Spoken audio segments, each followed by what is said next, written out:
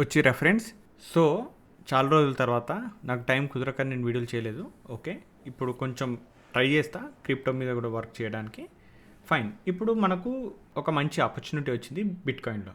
Okay, ఎందుకు ఏమిటి అంటే చూడండి, జనరల్గా ఏమైపోతుంది, లోవర్ లో అనేది క్రియేట్ చేసి ఒక ఇల్యూజన్ అనేది క్రియేట్ చేస్తుంటుంది. జనరల్గా ఎప్పుడైనా సరే ఎక్కడి నుండి అయితే ప్రైస్ బౌన్స్ అవుతుందో దాని కిందికి క్లోజ్ అవ్వడం, మళ్ళీ దాని కిందికి క్లోజ్ అవ్వడం, దాని కిందికి క్లోజ్ అవ్వడం, ఇట్లా 3 times 4 times జరిగినాక ఇది జనరల్ రివర్సల్ అయిపోతుంటుంది.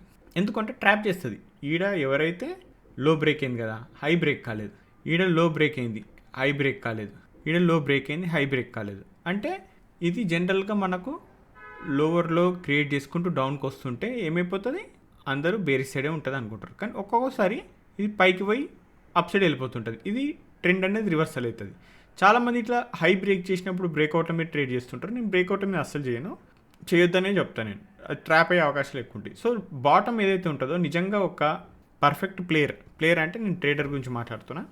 పర్ఫెక్ట్ ట్రేడర్ అంటే ఆ బాటమే పడతాడు, లేదంటే టాపే పడతాడు. ఓకే, అది రాలేదంటే ఏదన్నా సాకులు చెప్పొచ్చు, ఏమన్నా చేయొచ్చు. కాకపోతే వచ్చినోడు మాత్రం ఆ బాటమే పడతాడు. అట్లీస్ట్ ట్రై చేస్తాను నేను. ఓకే, లాస్ట్ టైం ఏదో టామీలో తీసుకున్న దాంట్లో ఎస్ఎల్ ఇచ్చిన నేను. ఓకే, అది మీ కళ్ళ ముంగటనే అనాలిసిస్ చేసిన, మీ కళ్ళ ముంగటే ఇది నా రేంజ్, ఇంట్లో ప్రాపర్ రిస్క్ ఉంటుంది అన్న. నేను ఏదైతే 5,000 పెట్టినో 5,000 పోయినాయి అనమాట అన్న. ఓకే, అది ప్లానింగ్ తోటి. ఇప్పుడు దానితో నష్టం ఏముంది నాకు? 5,000 అది మార్కెట్ నుండి తీసిన పైసలతోటే దాంట్లో పోయినాయి అనమాట. అది ముందే ప్లాన్ చేసుకుంటాం. ఈడ కూడా నేను ఈసారి 10,000 పెడతాను నేను, 5,000 కాదు. ఓకే, ఎందుకంటే టార్గెట్ మంచిగా ఉంది, క్వాలిటీ ప్లానింగ్ అనమాట ఇది. ఓకే, ఇక్కడ చూడండి, ఇది ఒక సప్లై లాగా అనుకోవచ్చు మనం. ఏది ఇప్పుడు డౌన్కి వచ్చిందా ప్రైస్, ఇక్కడ మీదికి ఒక హై క్రియేట్ చేసి మళ్ళీ డౌన్కి వచ్చింది, ఇది సప్లై అనమాట. దీని మీద 1 hour క్యాండిల్ క్లోజ్ అయితే, ఓకే, ఇప్పుడు 1 hourలో పెట్టినా 1 hour క్యాండిల్ క్లోజ్ అయినాక మళ్ళీ రిటర్న్ వచ్చి టచ్ అవ్వాలి. ఏది ఇక్కడ చూస్తురుగా నంబర్ 1,13,298. సో ఈ 1,13,298 ఏదైతే ఉందో ఇక్కడ నంబర్ లేదా, ఒకసారి నంబర్ పెడతా.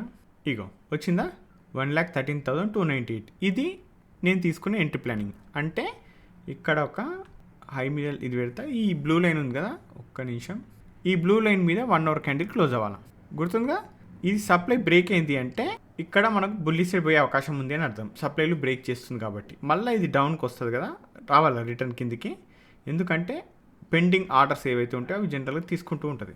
సో అది ఈ 13,298 ఏదైతే ఉందో ఇది ఇంపార్టెంట్. ఇది ఈడికి వచ్చి ట్రిగ్గర్ అవ్వాలి. దీని కింద ఎస్ఎల్ అనేది పెట్టుకుంటాను నేను. ఎస్ఎల్ ఉంటుంది దీని కింద. అట్లీస్ట్ చాలా చిన్న క్వాంటిటీ, నేను 500 రిస్క్ చేసినా కూడా, ఓకే జనరల్గా చెప్తున్నా, 500 రిస్క్ చేసినా కూడా ఇక్కడ నుండి ఇక్కడ పోతుంది. లేదంటే ఇది ఫెయిల్ అయింది అంటే 500 లాస్ అవుతుంది. ఈ 500 లాస్ అయితే ఓకేనా కాదా అనేది నాకు ముందే ప్లాన్ చేసుకుంటా. అంటే నేను ట్రేడ్ చేసే కంటే ముందు ఈ 500 పోతున్నాయి అని ట్రేడ్ చేస్తాను. ఇప్పుడు నా దగ్గర చూసుకుంటా, ఓకే 1,000 రూపాయలు అనుకో, అలా 200 పోతే ఓకే, లేకపోతే 500 పోతే ఓకే, లేకపోతే మొత్తం 1,000 రూపాయలు పోయినా ఓకే. ఈ ఓకే అనేది ఏదైతే ఉందో అది ఎంతవరకు, ఒక్కొక్కరికి ఒక్కొక్క రేంజ్ ఉంటుంది కదా, ఫైన్, అది ప్లాన్ చేసుకొని ఈ రిస్క్ అనేది చేస్తా. ఇప్పుడు ఎగ్జాంపుల్ చూసుకుంటే ఇది పోయి క్లోజ్ అవుతుంది అనుకుందాం, క్లోజ్ అయింది అనుకుందాం. ఈడ పెట్టి కొంచెం బఫర్ పాయింట్స్ పెట్టిన 620 పాయింట్స్ ఏమో ఎస్ఎల్ కనబడుతుంది. ఫైన్, అది జనరల్గా ప్రాఫిట్లు బుక్ చేస్తుంటారు, మీరు చూస్తూనే ఉంటారు. సోషల్ మీడియాలో నాకన్నా ఎక్కువ మీరే చూసుకుంటారు. ఇంటర్నెట్లో మొత్తంలో 600 500 పాయింట్స్ కోసమే టార్గెట్లు పెట్టుకుంటుంటారు. ఇంకా అది కూడా పెట్టారు చాలామంది, 100 150 పాయింట్ల టార్గెట్లు ఉంటాయి. ఇక్కడ చూడండి, మీకు నేను ట్రేడ్ చేస్తే కొంచెం మంచి క్వాలిటీ ప్లానింగే చేస్తా. ఒకవేళ ఎస్ఎల్ అయితే దానికి ఎస్ఎల్ ఇస్తే నాకు హ్యాపీయే. కాకపోతే దేని పడితే దాన్ని చేసి ఎస్ఎల్ ఇవ్వడం అంటే నాకు అసలు ట్రేడింగ్ రానట్టే లెక్క అని ఫీల్ అవుతుంది అనమాట. సో యాక్చువల్గా నా టార్గెట్ ఇదే. ఓకే, ఇక్కడ ఒక హై పెట్టిన, ఎందుకంటే ఈ హై క్రియేట్ చేసి కిందికి వచ్చింది, తర్వాత ఇది క్రియేట్ చేసి కిందికి వచ్చింది, ఈ తర్వాత క్రియేట్ చేసి వచ్చింది. ఓకే ఫైన్, ఇది కూడా ఉంది, ఇది కానీ ఇది కొంచెం స్ట్రాంగ్గా కిందికి వచ్చింది కదా, ఇది సప్లై లాగా ఉంటుందని నేను అనుకుంటున్నా. మళ్ళీ కూడా జనరల్ టార్గెట్ ఇదే. కాకపోతే నేను ట్రేల్ చేసుకుంటూ మాత్రం ఈయన దాకా ఉంటా. ఏది సెకండ్ బ్లూ లైన్ 1,23,218. ఓకే, ఇది సెకండ్ టార్గెట్ అనుకుందాం. So almost 9,920 points. ఓకేనా, ఇది పొజిషనల్ ప్లానింగే. ఫైన్. సో ఒకవేళ నాకు ఈడ ఎంట్రీ మిస్ అయింది అనుకుందాం, ఈడ క్లోజ్ అయింది క్యాండిల్, ఈడికి ఇట్లా పోయింది అనుకో, పోయినాక మళ్ళీ ఈడ ఒక ప్లాన్ చేస్తాను నేను.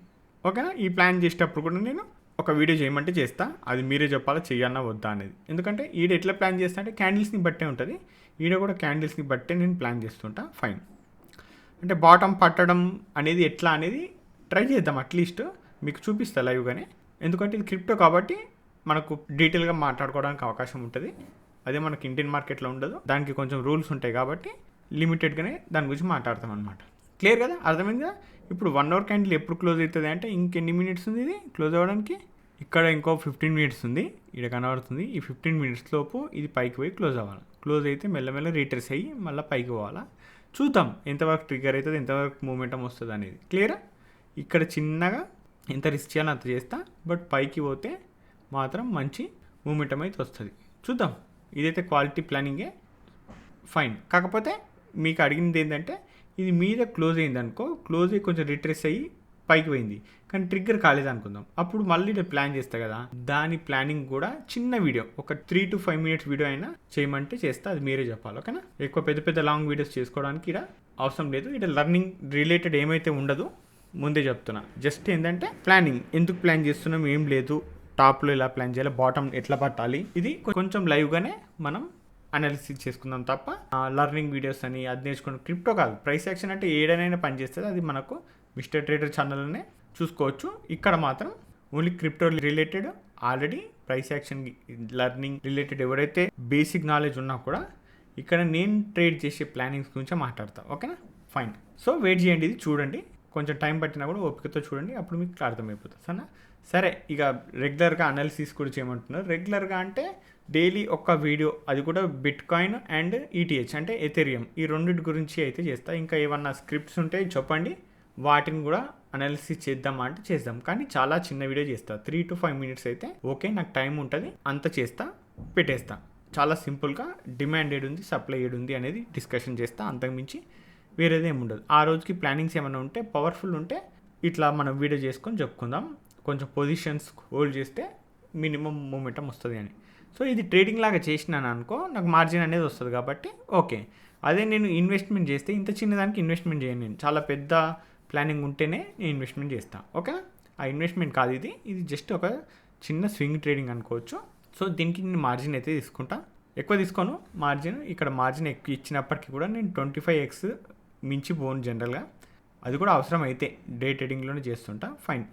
ఎందుకంటే ఇట్లా మార్జిన్ ఇచ్చినప్పుడే కొంచెం గ్రో అయ్యే అవకాశం ఉంటుంది. ఎవరు ట్రేడింగ్ మీద పర్ఫెక్ట్ ప్లానింగ్తో డిసిప్లిన్తో ట్రేడ్ చేసిన వాళ్ళకి. లేదు ఇక మార్జిన్ ఇస్తుంది కదా అని అడుగడుగు నాకు ఎంట్రీలు పెట్టుకుంటూ వచ్చింటారు అనుకో, అది రివర్స్లో అవుతుంది, నాశనానికి కారణం అయిపోతుంది అనమాట. సో జాగ్రత్త ఉండండి ఆ విషయంలో, అండ్ రిస్క్ మేనేజ్మెంట్ అనేది మస్ట్ అండ్ షుడ్ చూసుకోండి. క్లియర్?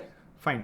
అనాలిసిస్ దేంట్లో చేయాలి అనేది, అండ్ ఈ ప్లానింగ్కి కూడా మళ్ళీ కొత్త ప్లానింగ్ వచ్చినప్పుడు ఇక్కడ మీద ఒకవేళ ఎంట్రీ మిస్ అయితే ఆ ప్లానింగ్ కూడా వీడియో చేయాలి లేదా అనేది విషయం చెప్పండి. ఫైన్. సో ఫ్రెండ్స్, ఈ వీడియోలో మాత్రం ఇంతే. మళ్ళీ నెక్స్ట్ వీడియోలో మళ్ళీ కలుసుకుందాం. అంతవరకు ఉంటాను. బాయ్.